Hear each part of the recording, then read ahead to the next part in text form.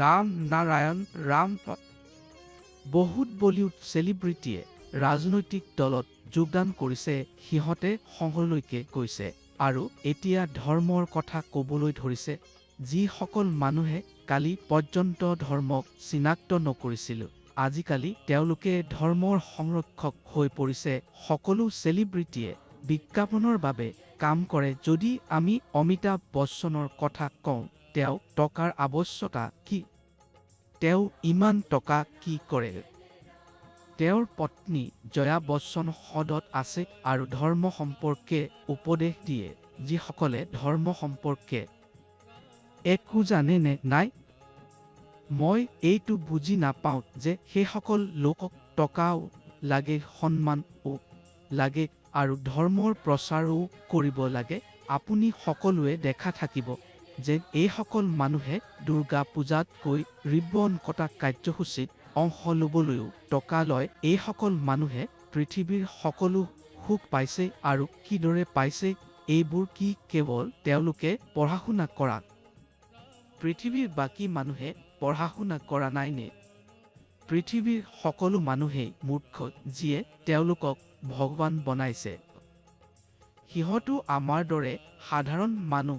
সকলো চেলিব্ৰিটিয়ে মৃত্যুৰ পাছত কি লৈ যাব? একাকাৰে আহিছিল, একাকাৰেই যাব।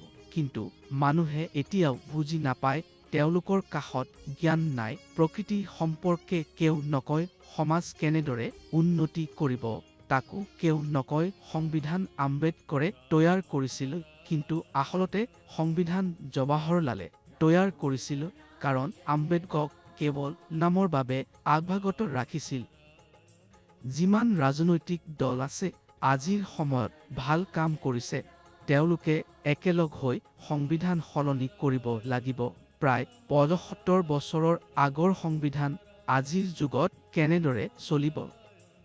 এতিয়া বিজ্ঞান সলনি হৈছে, শিক্ষাও সলনি হৈছে, দেশো সলনি হৈছে, সমস্যাও বেছি হৈছে। সেয়ে ৭৫ বছৰৰ আগৰ সংবিধানে এই সলনি হোৱা পৃথিৱীত কাম নকৰিব।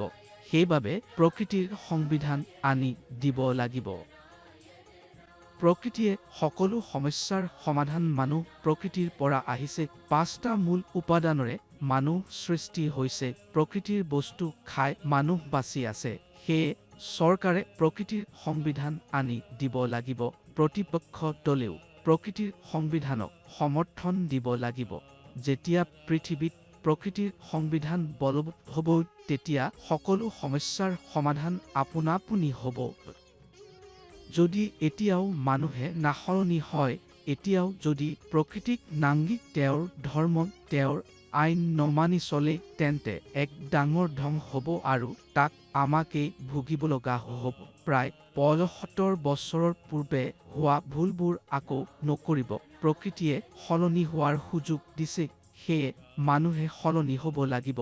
পৃথিৱীৰ সকলো মানুহেই প্ৰকৃতিৰ পৰা আহিছে।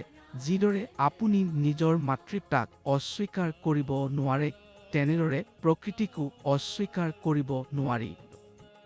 প্ৰত্যেক মানুহে মনৰ পৰা প্ৰকৃতিৰ ধৰ্ম মানিব লাগিব। প্ৰতিটো খোজত প্ৰকৃতিক আগবঢ়াব লাগিব। তেওঁৰ আইন মানিব লাগিব। সূৰ্যই তেওঁৰ পোহৰ দিয়াৰ সময়ত কেতিয়াও পক্ষপাত নকৰে। তেওঁ সকলোৱে সমানে পোহৰ দিয়ে। মানুহে প্ৰকৃতিৰ আইন নমানি নিজৰ নিয়ম বনাইছে।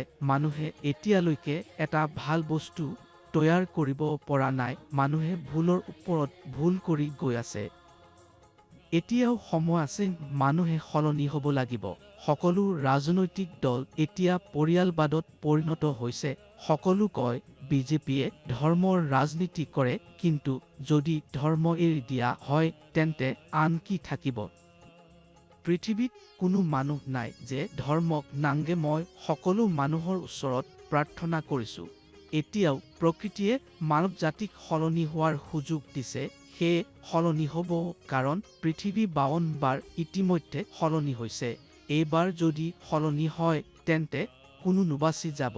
সেয়ে ৰাম নাৰায়ণ ৰাম বুলি জপ কৰি থাকক আৰু প্ৰকৃতিক গ্ৰহণ কৰক, যাতে তেওঁ আপোনাৰ ভালদৰে সেৱা কৰিব পাৰে।